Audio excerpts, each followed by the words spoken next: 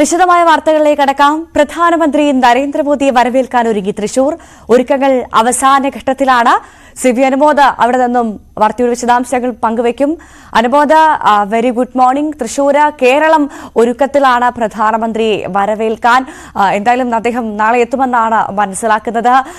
ഒരുക്കങ്ങളൊക്കെ അവസാന ഘട്ടത്തിലാണോ? എന്തായാലും പ്രധാനമന്ത്രിയുടെ വരവ് ബിജെപിയുടെ ലോക്സഭാ തെരഞ്ഞെടുപ്പിന്റെ ഒരു പ്രചരണത്തിന് തുടക്കം കുറിക്കുന്നതാണോ?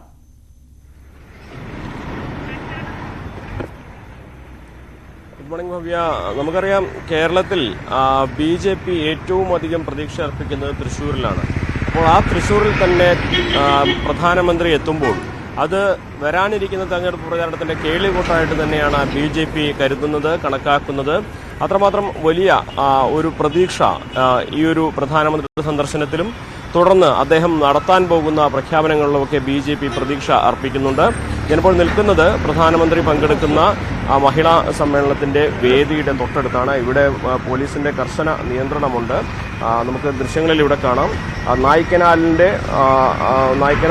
വഴി നടക്കുന്ന ക്ഷേത്രത്തിലേക്ക് കടക്കുന്ന ഇടത്താണ് ആ വേദി ഒരുങ്ങുന്നത്. സ്റ്റേജ് നിർമ്മാണം അതിന്റെ അവസാന ഘട്ടത്തിലെത്തിയിട്ടുണ്ട്. പ്രധാനമന്ത്രി നാളെ ഉച്ചയ്ക്ക് 2 മണിയോടെ തൃശ്ശൂരിലെത്തും. അദ്ദേഹം കുട്ടനല്ലൂരിലാണ് ഹെലികോപ്റ്ററിൽ വന്നിറങ്ങുക. അതിനുശേഷം റോഡ് മാർഗം ഇവിടേക്ക് എത്തും. ഈ തൃശ്ശൂർ റൗണ്ടിന് അടുത്ത് വെച്ച് ജില്ലാ ആശുപത്രിക്ക് സമീപം മുതൽ അദ്ദേഹത്തിന്റെ റോഡ് ഷോ ആരംഭിക്കും. ഏതാണ്ട് ഒരു 3/4 കിലോമീറ്റർ ദൂരം. ആ റോഡ് ഷോയ്ക്ക് ശേഷം അദ്ദേഹം ഇതുവഴി, ഞാനിപ്പോൾ നിൽക്കുന്ന ഈ നായ്ക്കനാൽ കവാടം, അതുവഴിയാണ് വേദിയിലേക്ക് കടക്കുക. ഇവിടെയാണ് ആ വേദി സജ്ജീകരിച്ചിരിക്കുന്നത്. 2 ലക്ഷത്തിലധികം പേരാണ് ഈ ഒരു സമ്മേളനത്തിൽ പങ്കെടുക്കുക എന്നാണ് BJP അവകാശപ്പെടുന്നത്. മഹിളാ സമ്മേളനം, 2 ലക്ഷം വനിതകൾ ആയിരിക്കും ആ സമ്മേളനത്തിന്റെ ഭാഗമാവുക. വനിതകൾക്ക് മാത്രമാണ് ഈ ഒരു സമ്മേളനത്തിന്റെ സദസ്സിലേക്ക് പ്രവേശനം ഉള്ളത്. മറ്റു പ്രവർത്തകർ ഈ റോഡ് ഷോയുടെ ഭാഗമായിട്ട് സ്വരാജ് റൗണ്ടിൽ അണിനിരക്കുമെന്നാണ് BJP അറിയിച്ചിട്ടുള്ളത്. വലിയ ഒരുക്കങ്ങളാണ് നടക്കുന്നത്. BJPയുടെ ഒരു ഏറ്റവും വലിയ ശക്തി പ്രകടനമായിട്ട് തന്നെ, ഒരുപാട് രാഷ്ട്രീയ പ്രാധാന്യമുള്ള ഒരു സമ്മേളനമായിട്ട് തന്നെ ഈ ഒരു തൃശ്ശൂരിലെ മഹിളാ സമ്മേളനത്തെ BJP കരുതുന്നു. പ്രധാനമന്ത്രി നേരിട്ട് വരുന്നു. അത് കേരളത്തിലെ തെരഞ്ഞെടുപ്പ് പ്രചാരണങ്ങൾക്ക് തുടക്കം കുറിക്കാനാണെന്ന് വ്യക്തമാണ്. നമുക്കറിയാം മുൻ വർഷങ്ങളിൽ BJPയുടെ ഒരു പ്രകടനം അത് കുറെ കൂടി മെച്ചപ്പെടുത്തി കേരളത്തിൽ നിന്ന് പാർലമെന്റിലേക്ക് പ്രതിനിധി എത്തിക്കുക എന്ന വലിയ ഒരു വെല്ലുവിളി അല്ലെങ്കിൽ വലിയ ഒരു ദൗത്യമാണ് BJP സംസ്ഥാന നേതൃത്വത്തിന് മുൻപിലുള്ളത്. പ്രധാനമന്ത്രി തന്നെ നേരിട്ട് പ്രചാരണങ്ങൾക്ക് തുടക്കം കുറിക്കുമ്പോൾ ഇനിയുള്ള ദിവസങ്ങളിൽ തൃശ്ശൂരിന് പുറമെ BJP പ്രതീക്ഷ അർപ്പിക്കുന്ന മണ്ഡലങ്ങളിലെ പ്രവർത്തനങ്ങളും കുറെ കൂടി ഊർജിതമാകും.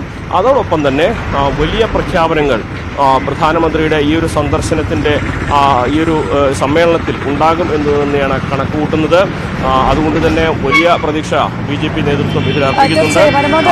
പ്രധാനമന്ത്രി നേരിട്ട് തന്നെ പ്രചരണത്തിന് എത്തുന്നു എന്നുള്ളത് വലിയ പ്രത്യേകത തന്നെയാണ്. തൃശൂർ ഒരു അഭിമാന പോരാട്ടമായി എടുത്തിരിക്കുകയാണ് BJP എന്നത് സൂചിപ്പിക്കുന്നതാണ് അദ്ദേഹത്തിന്റെ സന്ദർശനം എന്ന വിലയിരുത്താം.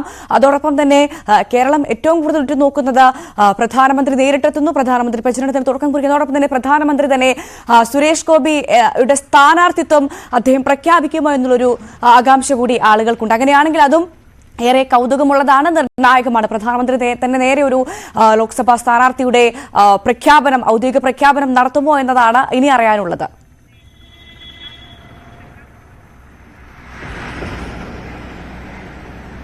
തീർച്ചയായും നമുക്കറിയാം സുരേഷ് ഗോപി ഏറെ കാലങ്ങളായിട്ട് തൃശ്ശൂരിൽ സജീവമായിട്ട് പ്രവർത്തന രംഗത്തുണ്ട്. അദ്ദേഹത്തിന്റെ ഒരു സ്ഥാനാർത്ഥിത്വം ഏറെക്കുറെ തീരുമാനിച്ചതാണ്. കഴിഞ്ഞ ദിവസം വി മുരളീധരൻ നമുക്ക് നൽകിയ പ്രത്യേക അഭിമുഖത്തിലും അത് അദ്ദേഹം തുറന്നു പറഞ്ഞിരുന്നു. പ്രധാനമന്ത്രി വന്നാലും ആര് വന്നാലും സുരേഷ് ഗോപി തൃശ്ശൂരിൽ ജയിക്കുമെന്ന ആത്മവിശ്വാസമാണ് BJP മുന്നോട്ട് വയ്ക്കുന്നത്. അതുകൊണ്ട് തന്നെ തൃശ്ശൂരിൽ BJP സ്ഥാനാർത്ഥിയായി സുരേഷ് ഗോപിയുടെ പേര് പ്രധാനമന്ത്രി തന്നെ പ്രഖ്യാപിക്കുമ്പോൾ അതുണ്ടാക്കുന്ന ഒരു ഇമ്പാക്റ്റ് തൃശ്ശൂരിൽ വളരെ വലുതാകുമെന്നാണ് BJP കരുതുന്നത്. കാരണം തൃശ്ശൂർ കേന്ദ്രീകരിച്ച് സുരേഷ് ഗോപി നടത്തുന്ന പ്രവർത്തനങ്ങൾ അദ്ദേഹത്തിന് രാഷ്ട്രീയത്തിനതീതമായി അദ്ദേഹത്തിന്റെ വ്യക്തിപരമായ ഉള്ള ഒരു സ്വാധീനം അതൊക്കെ തൃശ്ശൂരിൽ ഗുണം ചെയ്യും എന്ന കണക്കുകൂട്ടൽ തന്നെയാണ് BJPക്കുള്ളത്. കഴിഞ്ഞ ദിവസം BJP നേതാക്കൾ സംസാരിക്കുമ്പോൾ അവരെല്ലാം പറയുന്ന ഒരു കാര്യം, ജയിക്കാൻ കഴിയുന്ന ജനസമ്മതിയുള്ള ഒരു സ്ഥാനാർത്ഥിയാണ് BJPയുടേതെങ്കിൽ BJPക്ക് രാഷ്ട്രീയത്തിനതീതമായി നിഷ്പക്ഷ വോട്ടുകൾ ലഭിക്കും എന്നൊരു കണക്കുകൂട്ടലാണ് അവർക്കുള്ളത്. സുരേഷ് ഗോപി അതിന് ഉചിതനായ സ്ഥാനാർത്ഥിയാണെന്ന് BJP നേതൃത്വം കരുതുന്നു. ഒപ്പം തന്നെ കഴിഞ്ഞ കുറച്ച് വർഷങ്ങളായി വോട്ട് ശതമാനത്തിലുണ്ടായ വർധനവ്, സുരേഷ് ഗോപിയെ പോലെയുള്ള ഒരു സ്ഥാനാർത്ഥി, മോദി നേരിട്ട് പ്രചാരണത്തിനിറങ്ങുന്നു, പിന്നാലെ കേന്ദ്ര നേതാക്കളുടെ സന്ദർശനമുണ്ടാകും.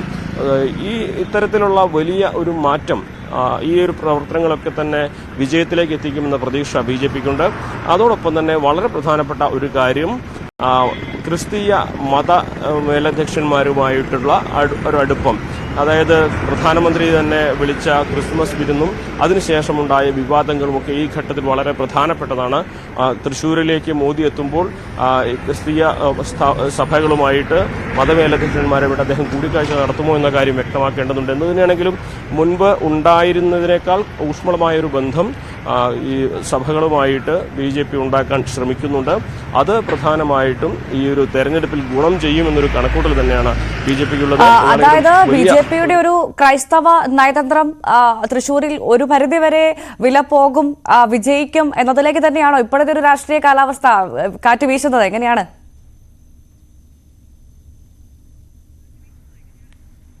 തൃശ്ശൂരിന്റെ ഒരു പൊളിറ്റിക്സ് സംബന്ധിച്ച് ക്രിസ്തീയ സഭകളുടെ വോട്ട് വളരെ നിർണായകമാണ്.